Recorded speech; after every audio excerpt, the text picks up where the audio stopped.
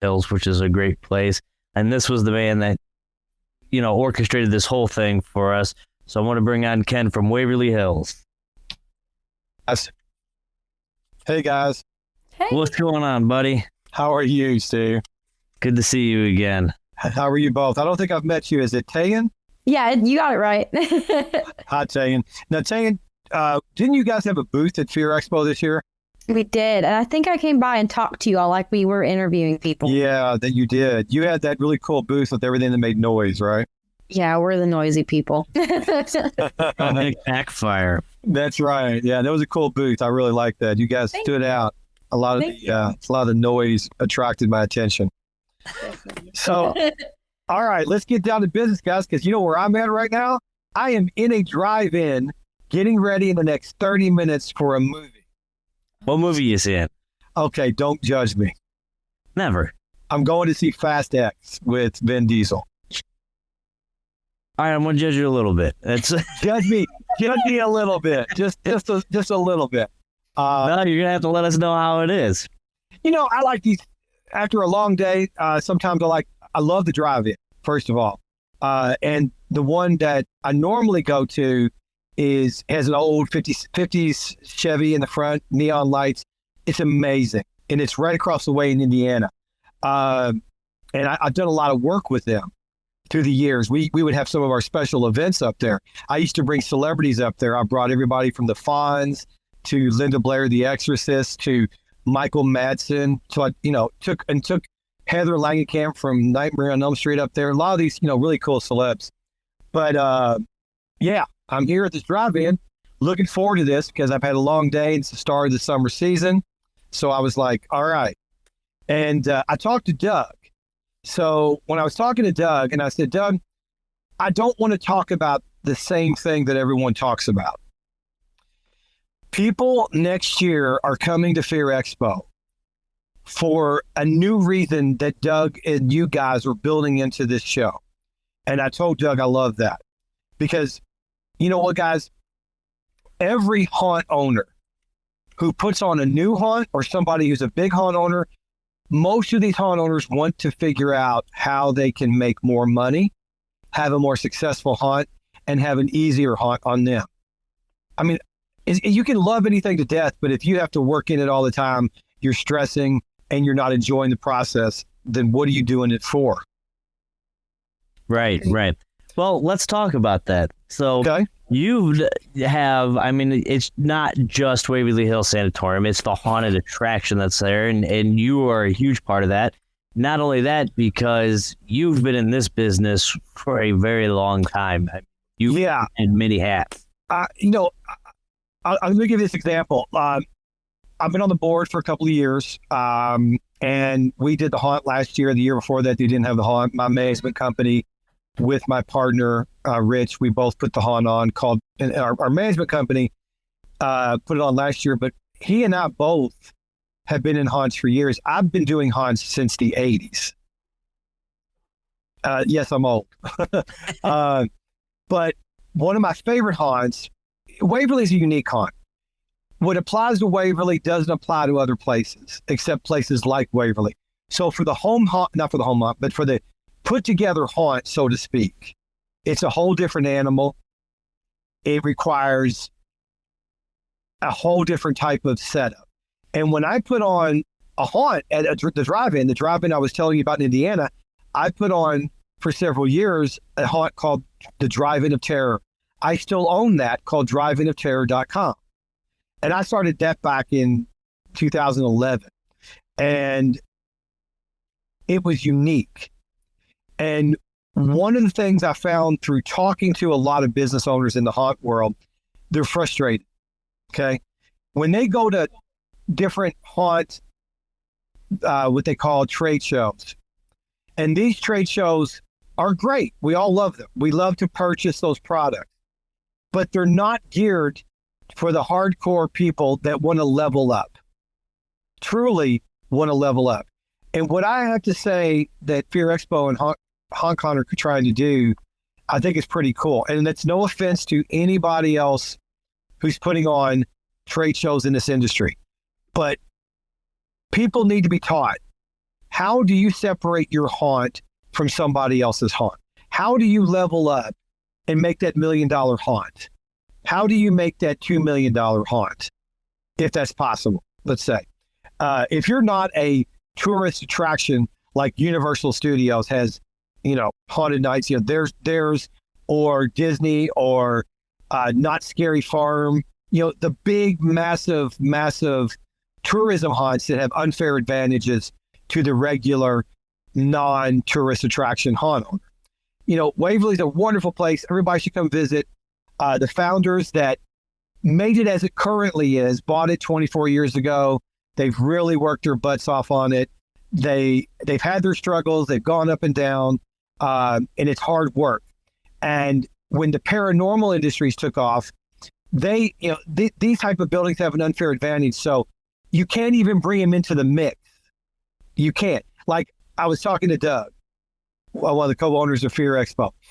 I said, Doug, you got to go to a new place next year. Don't go to the same places all the time. And if you're going to include that, he says, we're going to go to the Bell Witch Cave and we're going to do this in Tennessee. I said, that's great. But you have to look at, if I'm a business owner, like Tayen her business, or her mom has the business and everybody has a business. I'm not sure who the owners are, but let's say they want to know how to profit more, serve their customer better, work smarter and not harder, and have the right kind of clients, because that's part of the game. If everybody could remember this one phrase I was taught 30 years ago, you want to work on your business, not in your business.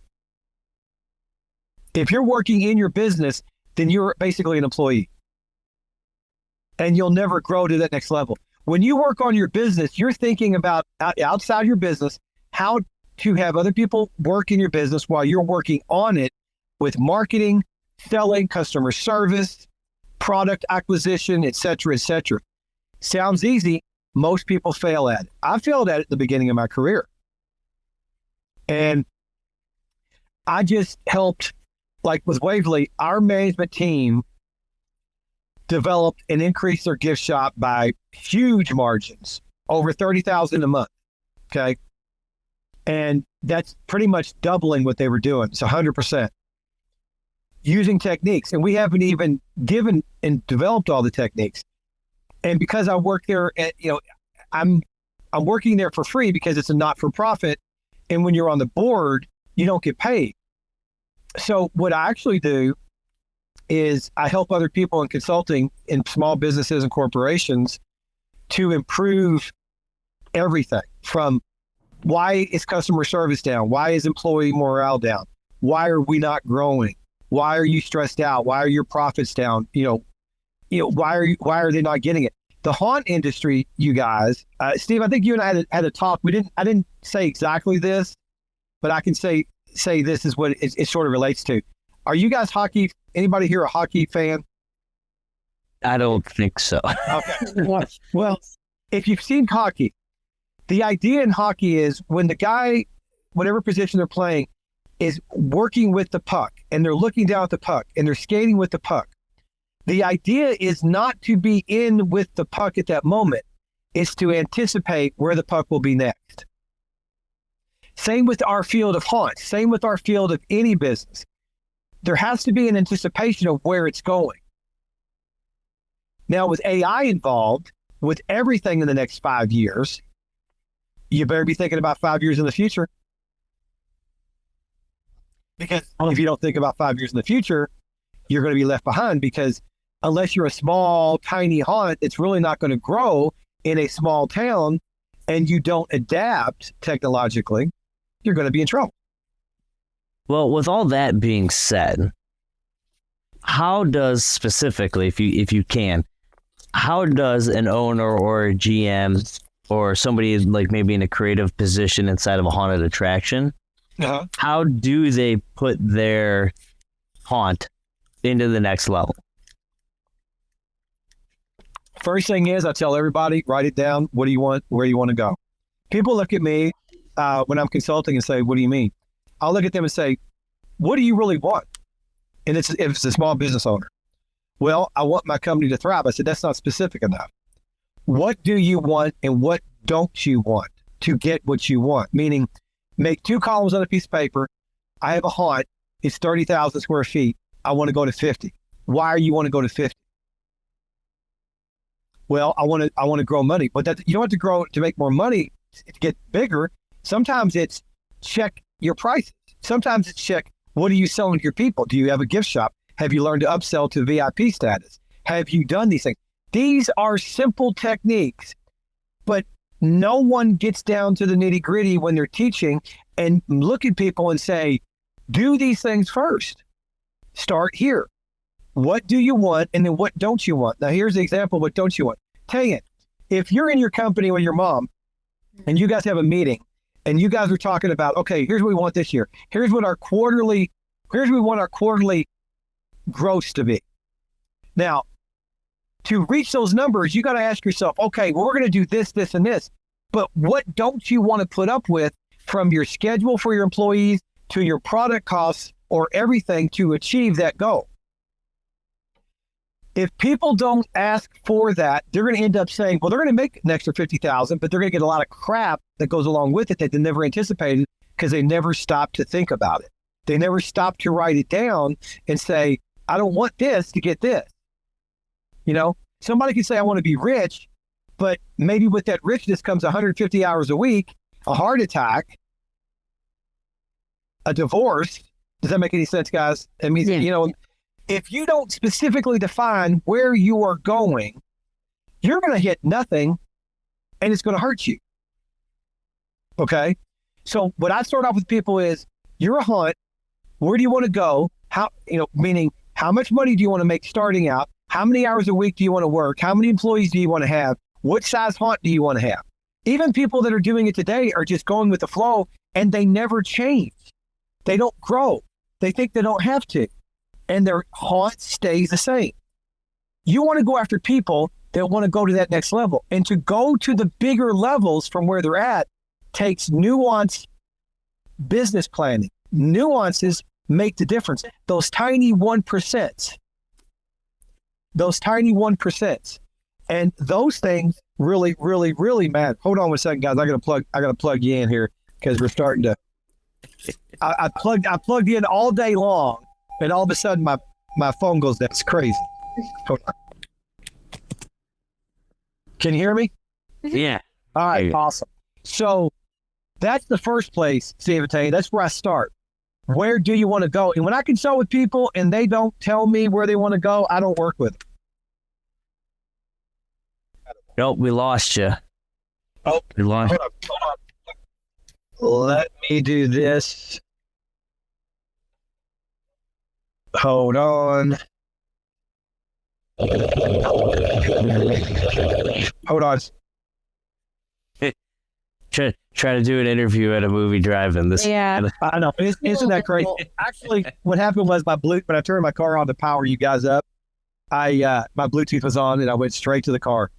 So I don't work with people. So that's the first thing. And when I do a consult with somebody and I look at their haunt or their numbers or whatever they're doing, and I say, okay, you are upside down. You're management heavy. You don't have enough employees. You don't have a manager running it. They don't understand sales techniques. Your advertising is horrible.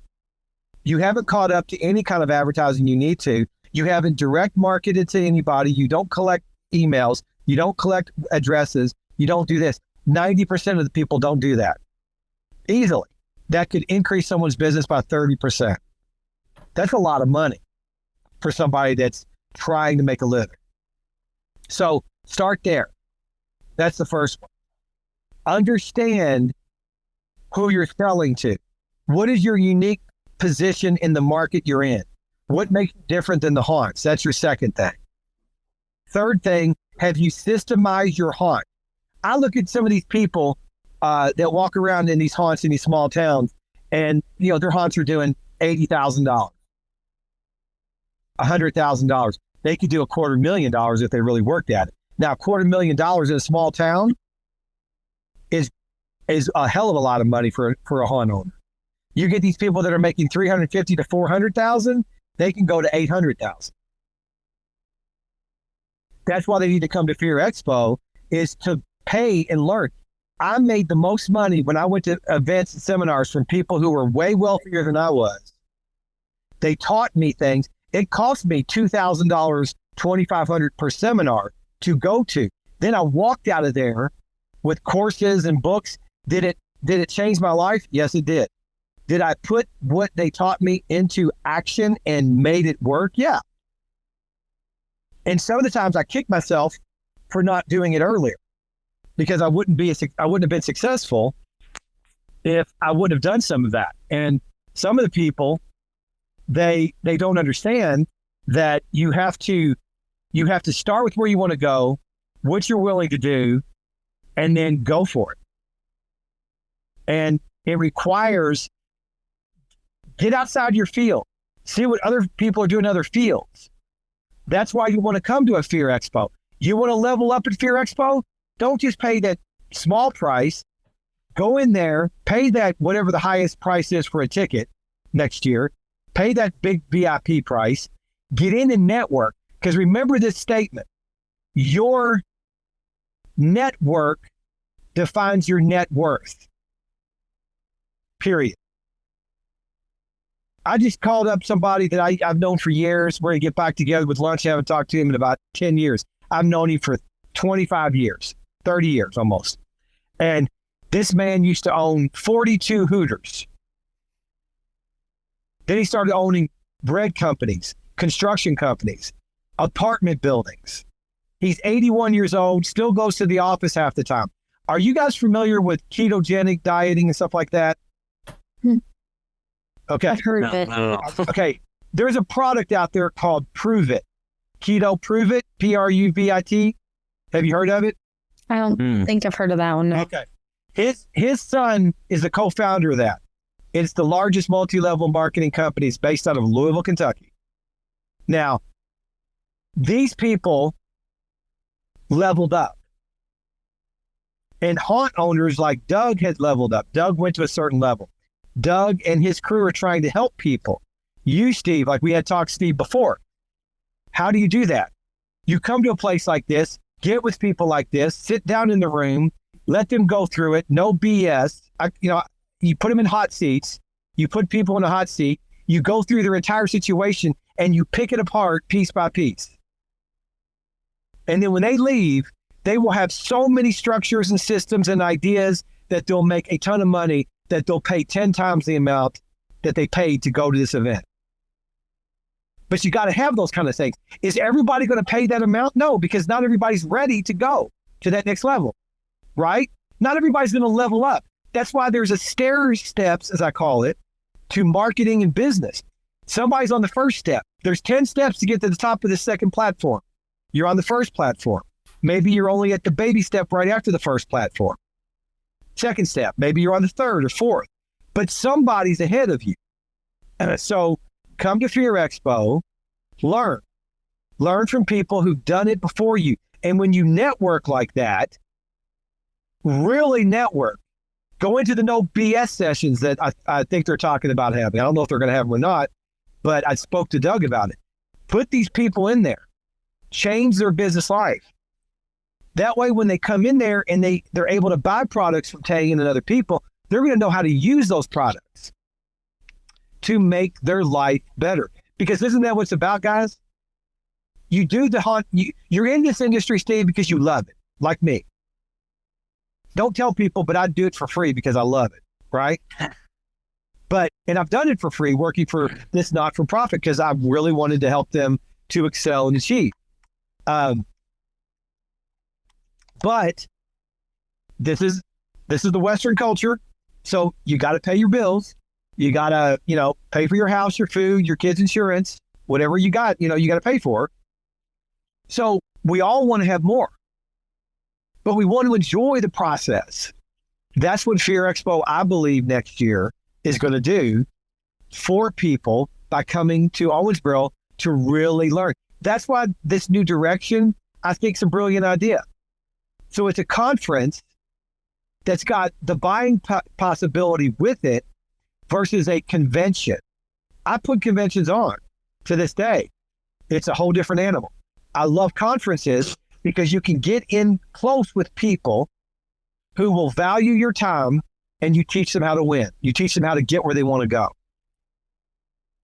Well, where do you see this industry going, say, within the next 5 years between, AI coming up? Everybody's got axe throwing now. They're putting bars and haunted attractions, escape rooms. The whole bit. It used to be just going, here's our haunted attraction. Now it's a whole showcase of things. Where do you see this going in 5 years? I think a good portion of the places are going to have to go bigger, meaning add more of that to attract attention because it's still about the experience. They're going to have to add a lot of AI. They're going to have to computerize a lot. There's going to be a downturn in positive the use of all employees if people can get inexpensive animatronics. So let's say you normally have 80 employees, you may come down to 40. Now, that's not going to be that way all the time, but AI is going to crush some jobs. Not permanently, but still, it's going to happen. I think the industry has to adapt and understand it is about the experience. And I think that's important. Okay?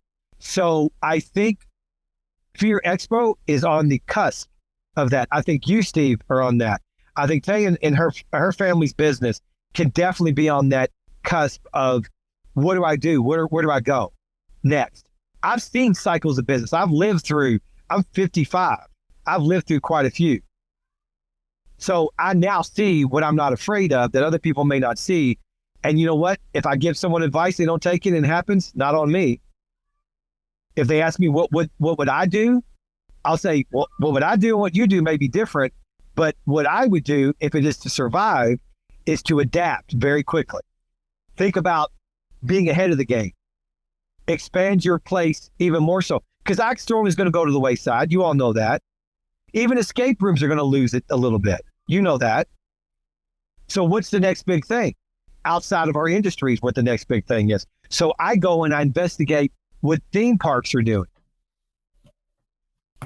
I see a lot more VR in the future with AI. So where does that lead? Well, less actors for sure for the short period of time, not on every haunt, because some of the smaller haunts can't afford it. But if you want to level up and you're up here, then you're going to do things like that for sure. Yeah, I mean, I think you're exactly right, especially with like augmented realities, VR, like you were saying. Yes. And even now with this, I don't want to say actor shortage because there's plenty of actors out there. It's just we can't get any of them to come work a full night. You can't get any of them to work on a full night. I hate to say it, but they're unreliable. They just aren't. Look who you're dealing with. These are people that aren't necessarily people that have that desire to just be. This is not all of them. I have a lot of good actors. There's a lot of good actors in the world, but we all know there's a shortage. So I'm looking at ways like I've got another business that I've got that has employee shortage issues. Absolutely. It happens in every industry. So I think this is something that you guys should do more work on in the podcast in the future. Talk about how to deal with the employee shortage. What's going to happen? What about, virtual reality, augmented reality? What about AI? How is this going to change?